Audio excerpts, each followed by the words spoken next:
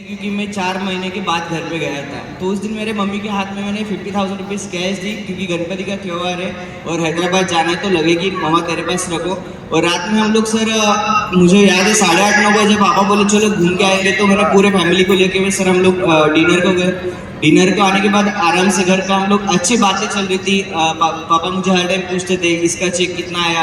मेरे डाउनलाइन में अभी 2 लोगों की 4 व्हीलर आने वाली, तो उन्होंने पूछा माली साहब की गाड़ी आ गई क्या, अमूल की गाड़ी कब आने वाली है, ऐसे पूछा। तो हम लोग ऐसे डिस्कशन चला।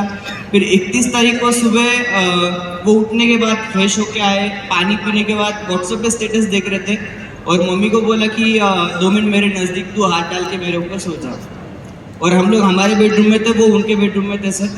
और जैसे ही मम्मी ने बोला कि पापा के ऊपर जैसे हाथ डाला, 1 सेकंड में उनकी जान वहाँ पे निकली। हमारे बेडरूम से हम लोग उनके बेडरूम में जाने तक तो उनकी जान निकली।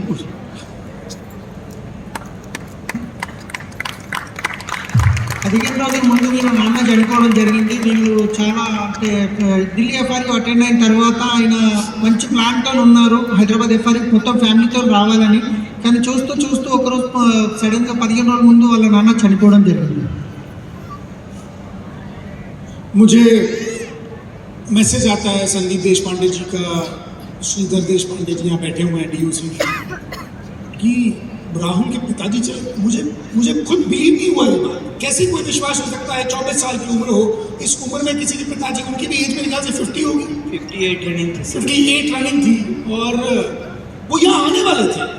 और ये आप उनको बता भी रहे थे ये बात कि अपन चलेंगे हैदराबाद और हमारा रिकग्निशन, हमारा ऑलरेडी प्लानिंग हुआ था, रिकग्नाइजेशन है, हम सब फैमिली जाने वाले, ये पूरा हमारा प्लानिंग हो चुका था सर। तो सडन एक कार्डियक अरेस्ट आया और वो चले। Yes sir. मैं आपसे कहना चाहता हूँ और चाहूंगा सलीम जी इस बात को ट्रांसलेट कीजिएगा। राहुल आपके पास है, यहाँ पर हम दिखा सकते हैं राहुल को, और राहुल तो ऐसा नहीं है कि राहुल के पिताजी चले गए इसलिए हमने यहाँ पे बुला लिया। आई एम सॉरी, राहुल हमारे साथ अहमदाबाद में थे तब पिताजी थे, राहुल ने कुछ करके दिखाया है इस बिजनेस में, इसलिए राहुल को हमने इन्वाइट किया था। पर ये तो एक घटना ऐसी घट गई बीच में कि मैंने इस फोकस के साथ राहुल को कहा कि इसके बारे में जरूर बताइए, हमें नहीं पता कब किसकी सांस क्या हो जाए, हमें नहीं पता कि कब किसकी सांसें रुक जाए। आप मुझे बताइए, राजू श्रीवास्तव जो कॉमेडियन है, क्या उनको पता था ट्रेडमिल पे चढ़ने से पहले कि मैं चढ़ूंगा तो खुद पर उतरना चाहूंगा 4 लोगों के द्वारा? क्या उन्हें पता था कि 4 लोग उन्हें भागेंगे लेकर एम्स, जहां पर उनको वेंटिलेटर पे रखा जाएगा, और आज लगभग 1 महीने से ज्यादा हो गया वो वेंटिलेटर पर है, बचेंगे कि नहीं बचेंगे पता नहीं, क्या होगा अब दोबारा कॉमेडी कर पाएंगे कि नहीं कर पाएंगे पता नहीं। क्या साइरस मिस्त्री जी को ये पता था 1 मिनट पहले कि गाड़ी जितनी स्पीड में चल रही है, मेरे साथ 4 लोग और हैं, ये गाड़ी की टक्कर हो जाएगी, डिवाइडर पे चढ़ जाएगी, 4 में से 3 लोग नहीं रहेंगे, 1 कोई बच पाएगा। ये तो वो लोग हैं जिनको हम जानते हैं, पर राहुल जैसे लोगों को तो शायद पूरा देश या पूरी दुनिया नहीं जानती, पर उसके बावजूद राहुल उस विजन के लिए काम कर रहे हैं। राहुल उस बिजनेस में है कि कभी अगर कुछ हो जाए तो आज राहुल खुद इतने काबिल है, और पिता भी जाते जाते राहुल की सक्सेस अपनी आंखों से देख नहीं पाए, साक्षात यहाँ पर मुझे लगता है ऊपर है, और आज भी वो यहाँ पर एक बात बोलना चाहूंगा राहुल को। अहमदाबाद का जो हमारा एफआरयू हुआ था, तो अनूप सर के चैनल पे हमारा वीडियो आया था, तो वो वीडियो मैंने मेरे फैमिली में सबको शेयर किया था। तो मैंने आफ्टर पिताजी एक्सपायर होने के बाद मैंने पापा का मोबाइल चेक किया सर, तो उन्होंने कम से कम 1000 लोगों को वीडियो शेयर किया था मेरे उस दिन का एफआरयू के जो हमने, तो उस दिन मुझे वो कंट्रोल नहीं हुआ वो बात देखने का, तो उनके वीडियो सब कुछ शेयर, मतलब उनके कांटेक्ट में जितने, मतलब हमने, मैं कीर्ति रात में देखते रहे कि उन्होंने हजारों लोगों को वीडियो एक करके फॉरवर्ड किया था। उन्हें कितना गर्व होगा इस बात पे कि उनका बेटा आज सक्सेसफुल है, वो आपकी सक्सेस देख के राहुल, क्योंकि हमने राहुल को बुलाया था तब जब फादर थे। राहुल ने बहुत बेहतरीन काम किया है 24 साल की उम्र में। मैं आपको बता दूं, इनकी वर्किंग स्टाइल के बारे में भी बात करेंगे, समय थोड़ा ज्यादा हो रहा है पर ये थोड़ा जरूरी है। मैं कंट्रोल से और रिक्वेस्ट करूंगा हमारे इवेंट ऑर्गेनाइजर से कि थोड़ा सा समय लगेगा, 10 मिनट और, पर ये सुनना भी जरूरी है। ఎస్ రాహుల్ గారు ఎవరైతే అహ్మదాబాద్కి వచ్చిండో ఆయనకు వాళ్ళ డాడీ ఉన్నాడు వచ్చినప్పుడు, ఇక్కడ వచ్చిండు, రాహుల్ని మేము ఇట్లా పిలవలేదు, వాళ్ళ నాన్న చనిపోయిందని అహ్మదాబాద్లో అటెండ్ అయినప్పుడు వాళ్ళ డాడీ ఉన్నాడు. కానీ ఇక్కడ ఆ కమిట్మెంట్ 15 రోజులు అయింది, ఆయన ఆ కమిట్మెంట్ తీసుకొని ఇక్కడికి వచ్చిండు. ఒక్కసారి చూడండి. సో రాజు శ్రీవాస్తవ్ అని చెప్పి ఒక వ్యక్తి ట్రేడ్మిల్కి ఎక్కే ముందు ఆయనకు తెలియదు నేను మళ్ళీ దించేటప్పుడు 4 పట్టుకొని నన్ను తీస్తారని. ఎప్పుడు ఏమవుతుందో తెలియదు. సో తండ్రి పోయిన తర్వాత కూడా 15 రోజులు అయితే ఆయన కమిట్మెంట్ అని ఇక్కడ వచ్చిండు. సో ఎప్పుడు ఏమవుతుందో మన చేతిలో లేదు, ఎప్పుడు ఏమవుతుందో మనకు తెలియదు. राहुल जी थोड़ा सा मैं इस बात पे आऊँगा, मैं चाहूँगा कि आपकी वर्किंग क्या रहती है. लोग जानना चाहिए कि इतनी कम उम्र में आपने इतनी सक्सेस कैसे हासिल करी, क्या आपका चेक है, क्या आपकी वर्किंग स्टाइल क्या रहती है, कैसे कांटेक्ट करते हैं लोगों को, कैसे टीम बिल्ड करते हैं, थोड़ा सा बताइए उसके बारे में 2 मिनट के अंदर, थोड़ा जल्दी प्लीज. यस सर, बेसिकली आज मैं करंटली ग्राउंड डायरेक्टर लेवल पे हूँ, बट मेरे नेटवर्क में एक भी मेरा पर्सनल जो पहचान के लोग हैं, एक भी बंदा मेरे नेटवर्क में आज भी नहीं है. मतलब मेरा जो भी आज नेटवर्क है, मतलब तकरीबन आज भी मेरे नेटवर्क में 8,500 लोग दिखते हैं, बट उस 8,500 लोगों में से एक भी मेरे पर्सनल पहचान के बंदे की कोई भी आईडी नहीं है. जितने भी लोग हैं वो अननोन पर्सन है, जो हम लोग जाते जाते जहाँ से भी हमें किसी के कांटेक्ट मिलते हैं तो उनको हम लोग डायरेक्टली प्रॉस्पेक्टिंग करते हैं और उनसे बात करके हम लोग उनकी ज्वाइनिंग निकालते हैं. मतलब आज मेरे टीम में एक भी पर्सन आज वर्क नहीं करता है. ऑनलाइन నేను క్రౌడ్ డైరెక్టర్ ఉన్నాను. నాకున్న నెట్వర్క్ లో ఒక్కరికి నా రిలేషన్ లో ఫ్రెండ్స్ తెలిసిన వాళ్ళు ఎవరు లేరు. అంతా అన్నోన్ పర్సన్స్. వెళ్తూ మాట్లాడుతూ జాయిన్ చేస్తాము, ఎవరు రిలేషన్స్ లేరు. आप वर्किंग कैसे करते हैं राहुल? आप ऑनलाइन करते हैं, आप जाते हुए नंबर ले लेते हैं, फिर बात करते हैं, कोल्ड कॉन्टेक्टिंग कैसे करते हैं, थोड़ा सा बताइए. सर बेसिकली हम लोग जब ज्वाइन हुए थे तो कोविड की सिचुएशन थी. लॉकडाउन में हमने ज्वाइनिंग किया था वेस्टेज में. मतलब FRU होने के बाद जैसे ही 17 दिन में कोविड स्टार्ट हुआ और ज्वाइनिंग होने के बाद पहले तो कुछ दिन हमें परेशानी ऐसी थी कि काम कैसे करना है, क्या करना है, क्योंकि अभी तो कोविड है, क्या करें. बट बाद में क्योंकि मैं भी बाय प्रोफेशनल सॉफ्टवेयर इंजीनियर हूँ, मेरी मिसेस भी MBA HR है, तो हमने कुछ हमारे एजुकेशन का वहाँ पे इस्तेमाल किया. हमने वो फेसबुक, इंस्टाग्राम, सोशल मीडिया से हमने कांटेक्ट निकालने शुरुआत की. वहाँ पे पहले शुरुआत में हम लोग पोस्ट डालते थे वहाँ पे, और पोस्ट डालने के बाद वहाँ से जो भी कॉन्टेक्ट्स आते थे लोगों के, तो उन्हें हम लोग कॉलिंग करते थे. बट कई दिनों के बाद ऐसी सिचुएशन आई सर, हमारे पास लोगों के मतलब 500 600 नंबर्स तो आते थे लोगों के, बट हम दोनों तीनों 4-5 जन मिलके उन लोगों को कांटेक्ट करना थोड़ा सा मुश्किल होता था. तो हमने टीम में सभी को कॉलिंग करना सिखा दिया. जिन लोगों जैसे अभी कई हाउस वाइफ है जिनके पास कांटेक्ट नहीं है, तो हम लोग उन्हें कांटेक्ट देने शुरुआत कर दिए और उनको हमने कॉलिंग कैसे करना सिखाया कि आप ये पर्सन है, इसको आपको ऐसे बात करना है और इसको इसी मीटिंग को बुलाना है. और आज भी उसी प्लान के ऊपर हम लोग वर्क करते हैं सर, ऑनलाइन के द्वारा ही, कि लोगों को जैसे अभी तो फील्ड वर्क, मतलब आज तो मार्केट ओपन है.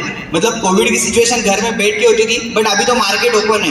हम लोग तो जाते आते कोई भी बंदा मिलता है. मतलब हमने तो बीच में अहमदनगर में ऐसी कुछ टेक्निक्स यूज किए कि जिस शॉप में गर्दी नहीं है उसका नंबर पहले लेना है, क्योंकि उसके पास कस्टमर नहीं है और उसका दुकान चल नहीं रहा है.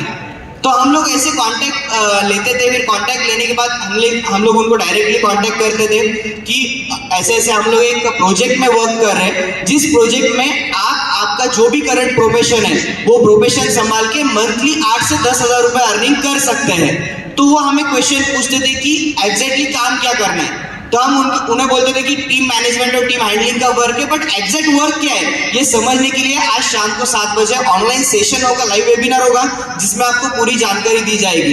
तो लोग उस मीटिंग में आते थे, बट मीटिंग में आने से पहले हम लोग उस मीटिंग की थोड़ी वैल्यू क्रिएट करते थे, क्योंकि हम लोग उनको बोलते थे कि हमारे पास लिमिटेड सीट अवेलेबल है, आपका कंफर्मेशन होगा तो बोलिए, नहीं तो हमारे पास लोगों की कमी नहीं है, बहुत सारे लोग वेटिंग में.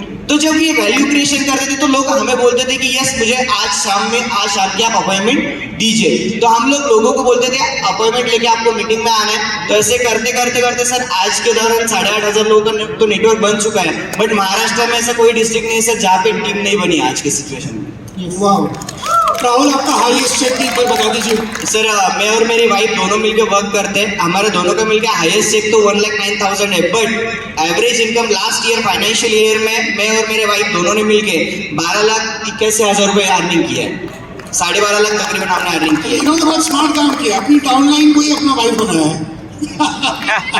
ये काम आप भी कर सकते हैं, पर नॉट अलाउड. ये विद इन लिमिट्स होना चाहिए, रूल्स होना चाहिए. और ప్లీజ్ ట్రాన్స్లేషన్. సో వీళ్ళు ఏం చేశారంటే సార్ వచ్చేసి సాఫ్ట్వేర్ వాళ్ళ మేడం వచ్చేసి HR ఇద్దరు జాబ్ లో ఉండేవాళ్ళు. కానీ వీళ్ళు ఎప్పుడైతే బిజినెస్ స్టార్ట్ చేసారో అది కరోనా టైం ఉండే, ఎవరి దగ్గర పోయి మాట్లాడే అవకాశం లేకుండే. కానీ వీళ్ళు ఫేస్బుక్, ఇన్స్టాగ్రామ్, వాట్సాప్ బాగా యూజ్ చేసి వీళ్ళకి ఏదైనా షాప్ కనిపించింది, దాని మీద నెంబర్ కనిపించింది అంటే అది నోట్ చేసుకునేది. నోట్ చేసుకుని వాళ్ళకి వేసేది మీరు చేస్తున్న పనితో పాటు ఎక్స్ట్రా మీరు పార్ట్ టైం చేసుకుంటే 15-20 సంపాదించే అవకాశం ఉంది అని చెప్పి వాళ్ళకి చెప్పేవాళ్ళు. ఏనా అని చెప్తే వాళ్ళకి చెప్పేదన్నమాట, సాయంత్రం పలానా రోజు ఈ రోజు మీటింగ్ ఉంది, ఆ మీటింగ్కి మీరు రండి, కానీ దానికి లిమిటేషన్ సీట్స్ ఉన్నాయి, మీరు వస్తున్నారా రారా కన్ఫర్మ్ చెప్పండి ఎందుకంటే లిమిటేషన్స్ ఉన్నాయి అని చెప్పేసి ఆ విధంగా వాళ్ళు పిలిచి మీటింగ్ చేసేవాళ్ళు.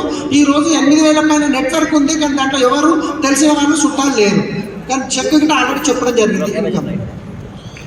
Rahul, thank you so much. Sir एक आखिरी मैसेज देना चाहूँगा, क्योंकि मैं सभी को कहूँगा 31 तारीख को जब ये हादसा हुआ था तो मैं मतलब पहली बार तो मैं पूरा टूट चुका था उस समय, बट मतलब ऐसी सिचुएशन थी कि क्या करूँ और क्या नहीं, क्योंकि मेरे लाइफ में कभी ये सोचा नहीं था, क्योंकि अभी हमारे फैमिली में अभी खुशी के दिन शुरुआत हुए थे और ये ऐसा अचानक हादसा होता है तो उस समय मैं, मेरी मम्मी सब लोग टूट चुके थे। इवन मैं अभी आ रहा था तो मेरे कई डाउनलाइन ने भी देखा सर, मतलब मेरे गेट तक सब लोग रोते आ रहे थे कि मत जाओ आप, क्योंकि मेरे घर में अभी मैं ही हूँ बड़ा मेरे सब फैमिली में, तो सब लोग बोल रहे थे मत जाओ क्योंकि अभी सिचुएशन वैसी नहीं थी। बट उस दिन 31 तारीख को देशपांडे सर का, भारिल भैया का, अमित सर का, सबके जो भारिल भैया ने जो मुझे एक मैसेज उस दिन कहा कि राहुल जो भी हो चुका वो हो चुका है, अभी जो करना है वो आगे करना है। और उसी दिन सर अग्नि देते समय एक कसम, मैं और मेरी सगी बहन है वो भी जॉब करती है पुणे में विप्रो में, हम दोनों ने उस टाइम एक कसम कही कि इसके बाद जो भी हम लोग महीने का अर्निंग करेंगे, हमने उस टाइम अग्नि देते वक्त ये कसम कही थी कि आने वाले लाइफ में जब तक मैं जिंदा रहूंगा तब तक आने वाले लाइफ में जो भी मैं कमाऊंगा उसमें से 10% में अनाथ बच्चों के लिए मैं पिताजी के नाम के ट्रस्ट से देने जा रहा हूँ।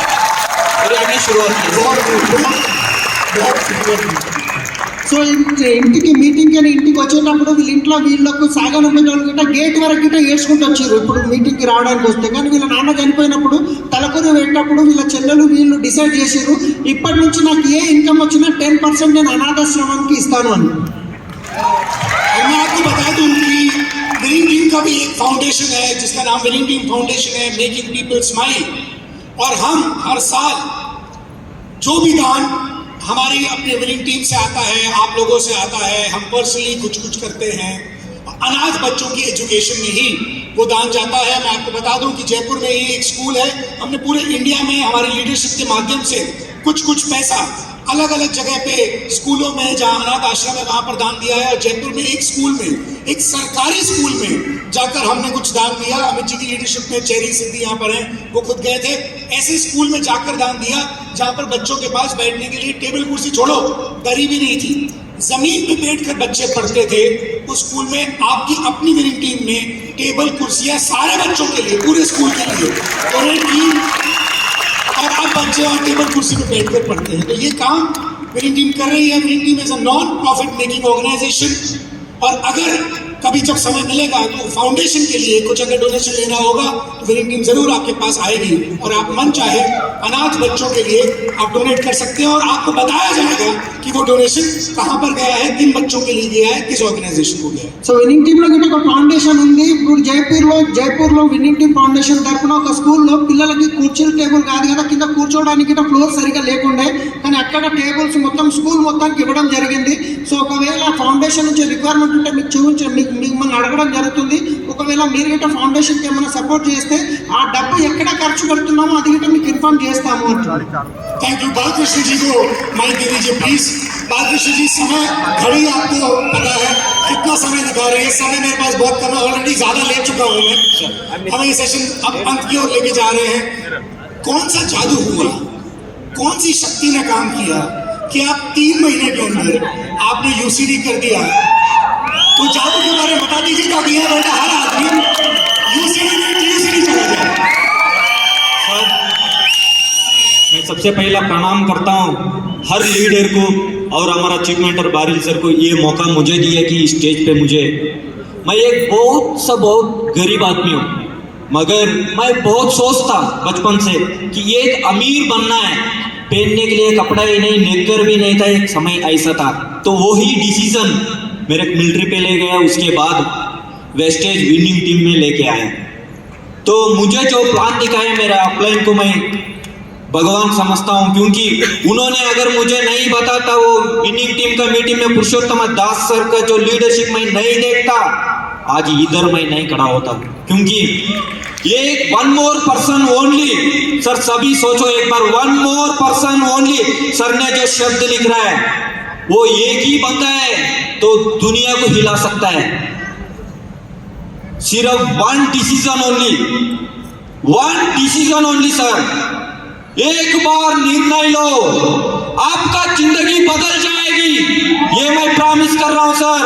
एक बार निर्णय लो, कोई गरीब नहीं, कोई अमीर नहीं, कोई कुछ नहीं है, आपका निर्णय आपको स्टेज पर मंच पे खड़ा कर देगी। आप निर्णय लो, काम तो कैसा करना वो रास्ता अपने आप मिल जाएगी। 7 समुंदर पार करके जा सकता, कैसा जा सकता, कोई चल के नहीं जा सकता, कोई चल के नहीं जा सकता।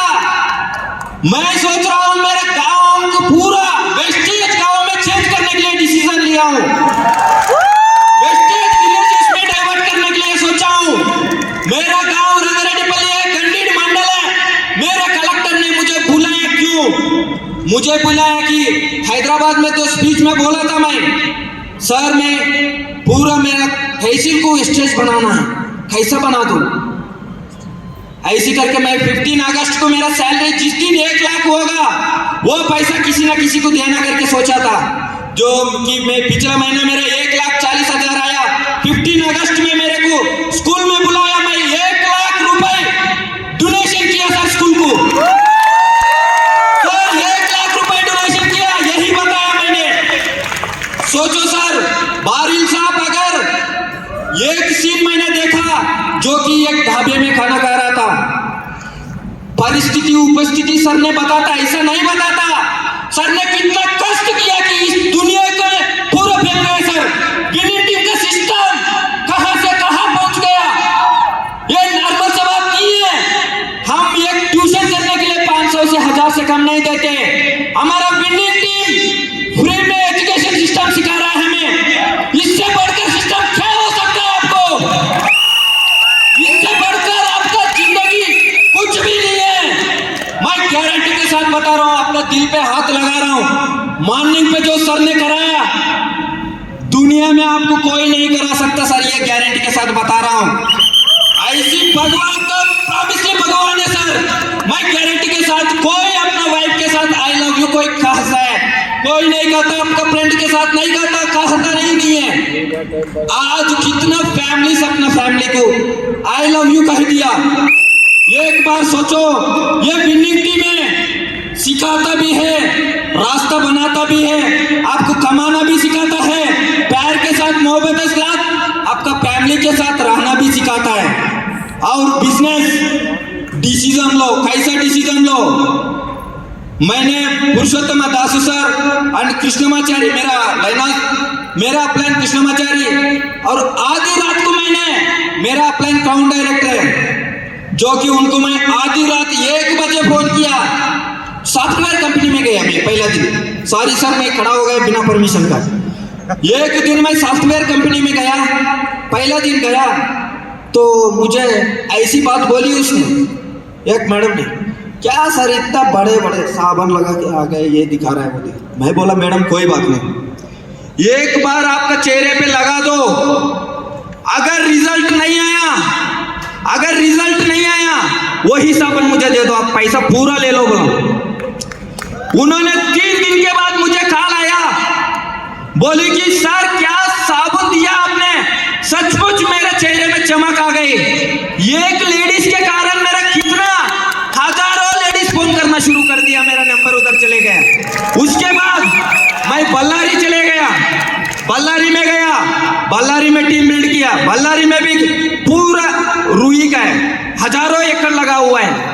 बल्लारी में मेरे फ्रेंड्स से उनका साथ लिया, जहां गया वहां सबसे पहला उनका कांटेक्ट करो, जितना आपका मोबाइल से कांटेक्ट लिस्ट बनाओ, पूरा कांटेक्ट लिस्ट, हजारों कांटेक्ट से तो हजारों लगाओ, कोई बात नहीं 1000 नहीं आएगा, आपको 10 भी आ गए आप सक्सेस है, आपको 10 भी कांटेक्ट कर लिया आप सक्सेस है। लेकिन आप एक डिसीजन लो कि मैं करूंगा, मैं करके दिखा दूंगा, वो निर्णय आपको आगे पक्का ले जाएगी। दूसरा, मैं बीच में बता रहा था, मैं पिछले जो रिकॉग्नाइजेशन में बता रहा था, जो कि 50 से 60-70 तक मैक्सिमम मैं काउंट नहीं किया, एक साथ एग्रीकल्चर करने वाला रईतू एक साथ भागते हुए आए मेरे पास, आके बोला सर आप हमारा भगवान है। क्यों? तो पूरा पानी का कमी से पूरा खेत जो है ऐसा हो रखा था, बिल्कुल ड्राई हो रखा था, जो कि हमारा अग्री एक्वाजेल ऐसा आइटम है वेस्टेज का कि पूरा अगर 1 एकड़ को 1 पैकेट भी ये कर देगा तो उसका ऐसा ही टाइम 1 महीना निकल जाएगा। तो उन्होंने बोला सर ये बनाने वाला आप भगवान। सर मैं नहीं हूं भगवान, जो कि हैदराबाद में यहां तक जो पहुंचा है हमारा बारिल साहब भगवान है। मैं उसी दिन उनको बोला भी है, जो कि मैं फर्स्टली शकल भी नहीं देखा था सर का, प्रॉमिसली बता रहा हूं, जो कि इतना खुश हो गए मैं। FRU चल रहा है कहां पे? अहमदाबाद में। पुरुषोत्तम दासू सर और पूर्णिमा मैडम का मोबाइल से लाइव टेलीकास्ट वीडियो कॉल किया था, मैं सुन रहा था एक DVCD का गो LOB क्रिएट LOB, गो LOB क्रिएट LOB। LOB क्या होता सर? मुझे एक्चुअली नहीं पता था। सर अगर आप ब्रांड डायरेक्टर बनना ही है तो 10,000 में भी बनता, 20,000 के लिए भी बनता, वही LOB है। निर्णय लो, आपका निर्णय। मैं उसके बाद सब LOB पूरा LOB है, मेरा पूरा LOB है। LOB के साथ ही काम करूंगा, दूसरा करूंगा ही नहीं, ऐसा डिसीजन लो। क्योंकि ये सर इतना बड़ा फंक्शन ऐसा नहीं हो रहा है, हमारा जिंदगी चेंज हो रहा है। ये निर्णय लो, सभी डिसीजन लो, सबके साथ एक ही निर्णय है। बिजनेस नॉर्मल भी कर सकता है इंसान नॉर्मल भी कर सकता। आपके लिए नहीं है कितना परिवार कितने प्रकार का प्रॉब्लम बताया, ये विनिंग टीम है, हर परिवार को हर सॉल्यूशन दे सकता है। Thank you so much Balakrishna ji. Please बैठिए प्लीज। आपने मुझे सवाल पूछने की जरूरत नहीं पड़ी, आपने सारी बात कह दी। मैं